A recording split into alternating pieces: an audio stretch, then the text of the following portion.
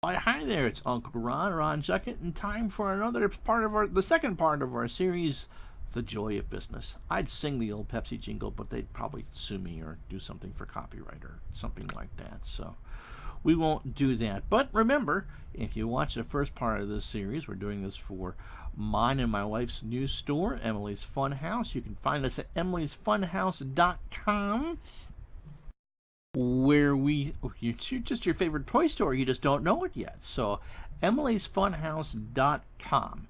And at the moment we're not running any specials because the purpose of today's video is learning about marketing. Now, I'm asked by my friends, so how's your marketing doing? I don't know how it's doing. We're doing horrible. And you really can't say that, even though that's what they know. It's what you're saying. Oh, we're trying, we're learning, and honestly, that's the truth. It's yes, it's not going great because we're not making millions of dollars or thousands of dollars or even hundreds of dollars at this point. But there's a very fine line of going out there and spending a gazillion dollars to market, and then trying to figure out how it all works. And I didn't want to do that until. Not spending the gazillions of dollars, but wanting to make sure that we knew what the heck what I was doing before going out and committing a major amount of money. Now, because the store is run on a Shopify site, we can get $100 in free Google ads through Google AdWords. You spend $25, they throw in the next $100 for you, and maybe by that point we'll actually have a sale. So, touched on this in the first one. I think anyone who's done online business will tell you that you're acquiring data to sell to data.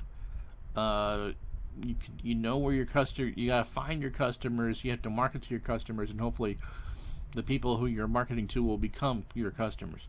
And in order that you have to go find them. The distinct disadvantage of being solely online as opposed to having a kiosk or a retail store is that people just start wandering by over the course of the day on the internet going, maybe just typing in random addresses, because that just doesn't happen.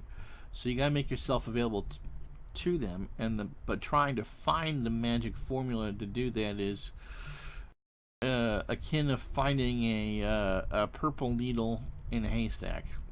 Not just any needle, but a specific color, because you're in there with thousands of anything you can possibly imagine on the web. Anything, of course, is there.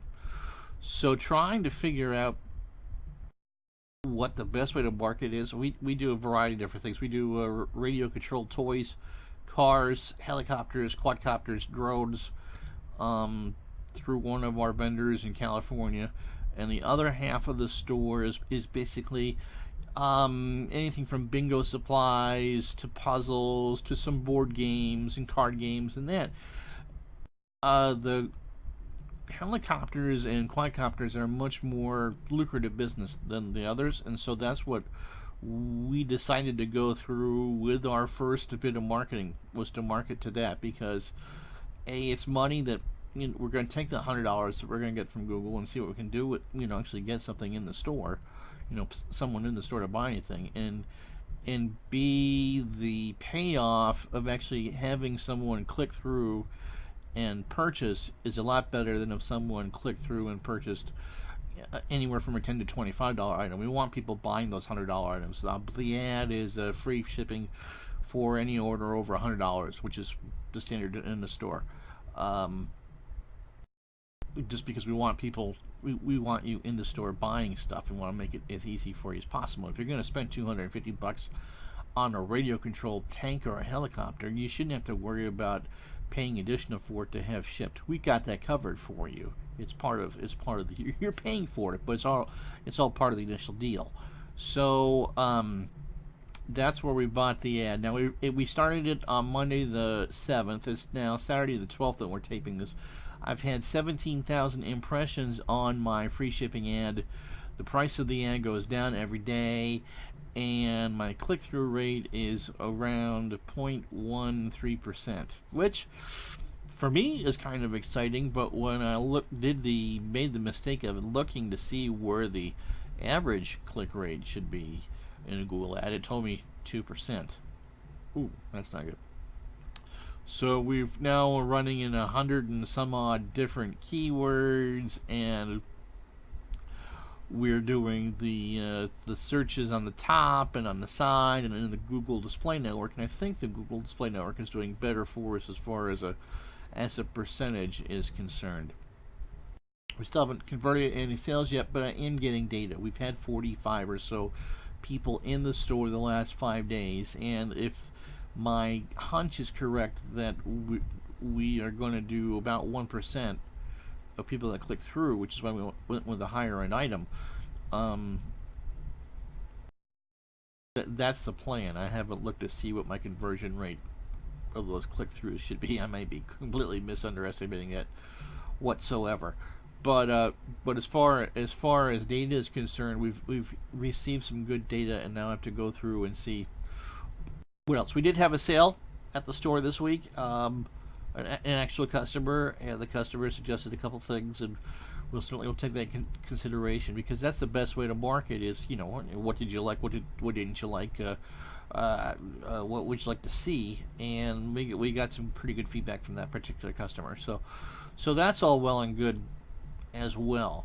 But marketing is a big thing, because you gotta get up there and notice. And of course, you obviously, the first chance you have to make it, you need to make your best impression first, because your first impression is what's going to last. But when you've only reached 45 people in a country of 300 million internet users, I'm not really worried about initial first impressions, because it's friends and family and what have you not buying. Now, the good news is that our Google metrics tell us that those who are clicking on the Google Display Network are taking an average of 3 minutes on the site, which means they're looking, which means either have to adjust prices or figure out a better way to close that deal, or what. But I'm encouraged by that a great deal,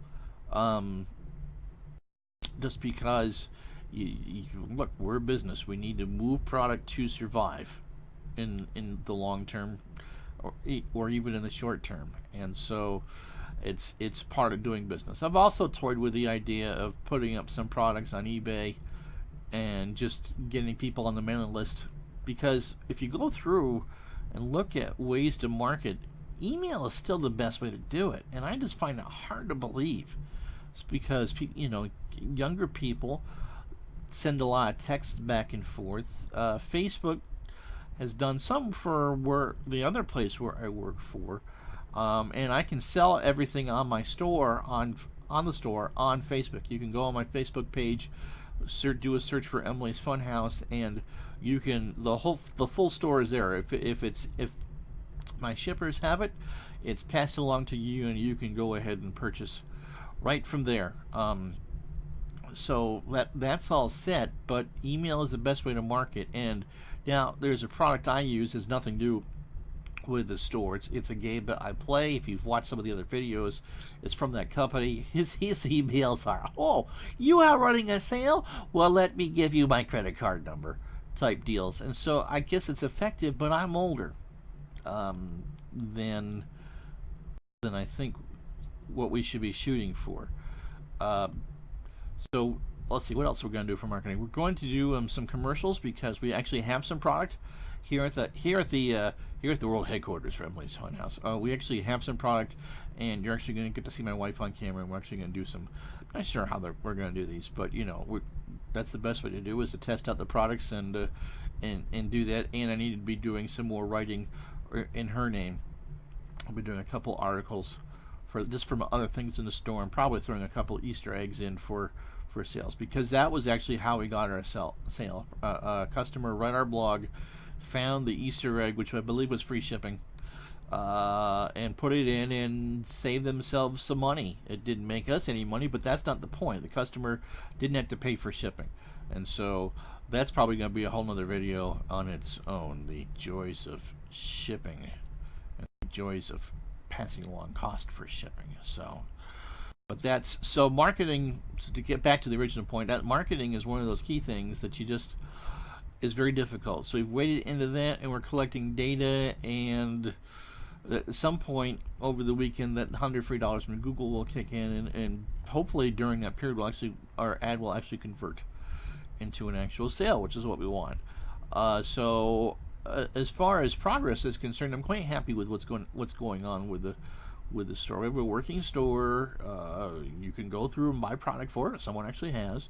I spent an evening readjusting the shipping rates, so they're all kind of current, based on what the UPS and the United States Postal Service rates are at the moment, and that wasn't too difficult to do, and those can all be adjusted as needed.